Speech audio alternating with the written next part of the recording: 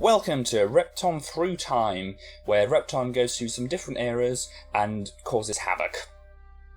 We start now in the Prehistoric.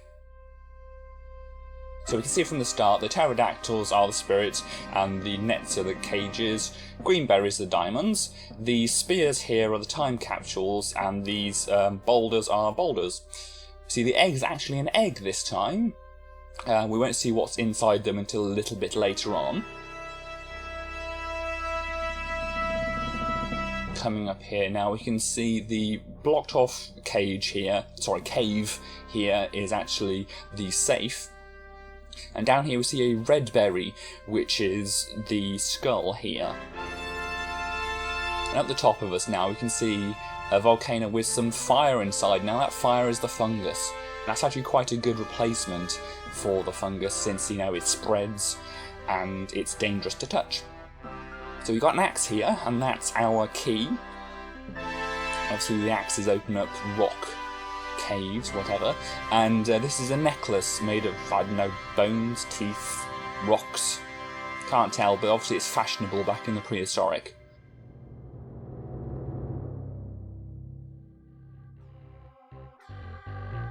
So now we've got our key, just popping back out across and grabbing the things we left behind.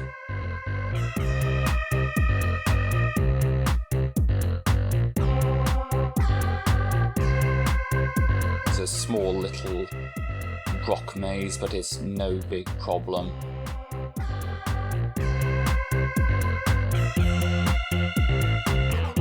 Onto this manoeuvre again. In and out, backs and forwards.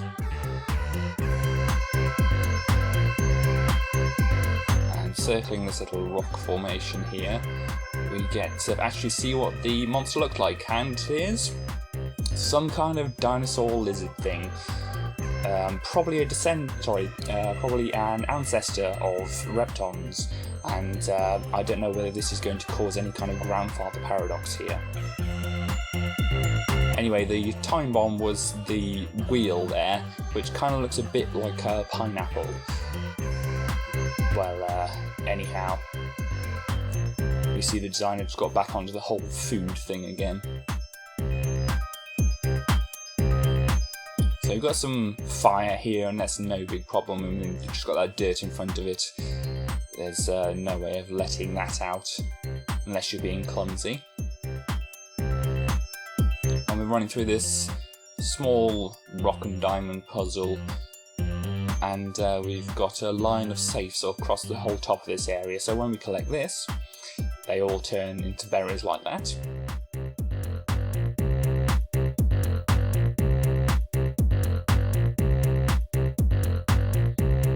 You see the whole inner area of this map is a huge volcano. Come down here, we pop in the transporter, we don't need to, but it's a little shortcut down to this bottom area here. We're nearly ready to go into this volcano here from the bottom there, but there's a couple of other things we need to do beforehand.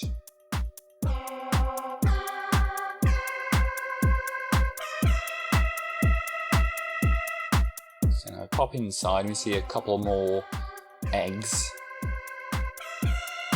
and the inside of this is pretty vacant really. Not going to cause us much of a trouble. And then we go to the wheel.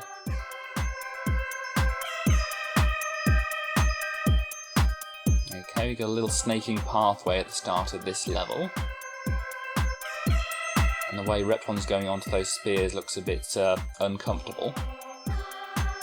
There's a net up here, but we don't want any of these pterodactyls to go into there. One of them goes down there, and the other one goes into one just at the top here. But we need to remove the berries first, and then just kind of chase the pterodactyl around until it gets back to where we want it to go to. Coming down here, we've got an egg on top of a safe, but it's no problem. We just do that, Repton shuffle that across, otherwise it'd roll off that curved rock beneath us.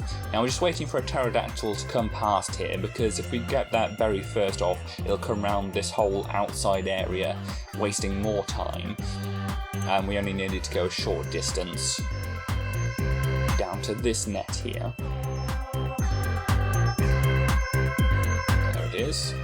So we clear out the bottom where we started out, and then we can drop a load of these boulders down here.